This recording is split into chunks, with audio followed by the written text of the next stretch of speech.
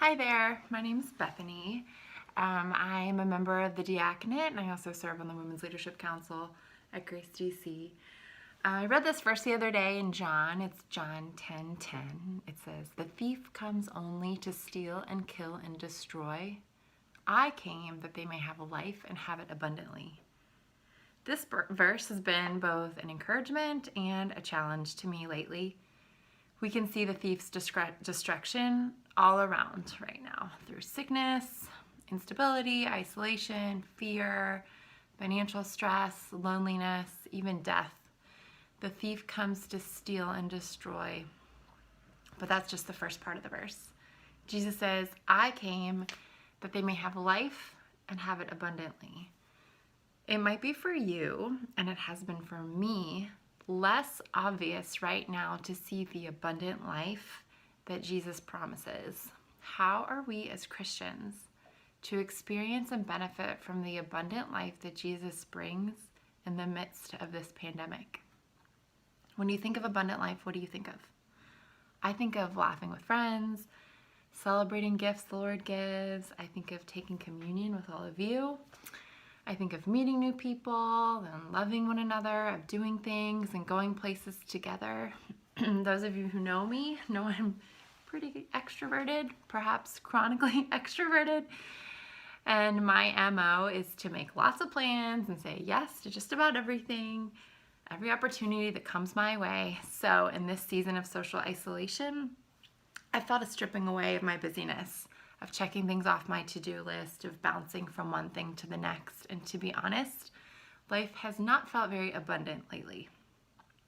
But we know Jesus' promises are true.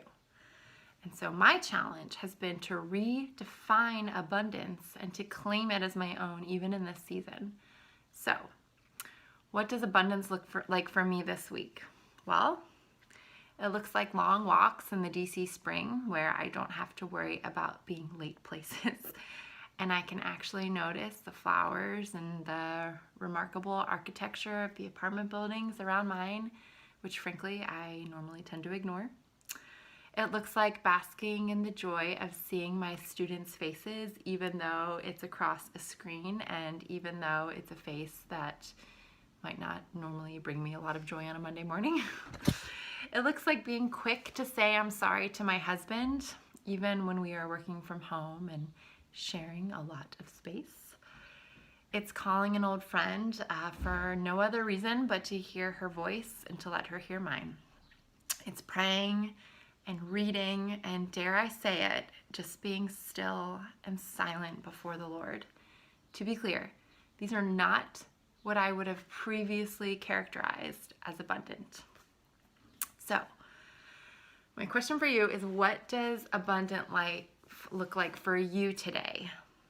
It might be watching patiently your 4-year-old painstakingly practice forming letters and simply just being in awe of their development.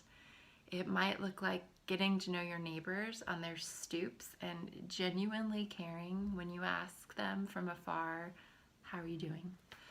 It might look like noticing the buildings in your neighborhood in new ways and giving thanks. It might look like being quick to say you're sorry to your roommates and to your family members. And I hope it looks like taking whatever time you have to pray and read and be still and silent before the Lord. One more thing about the promise. It's a promise.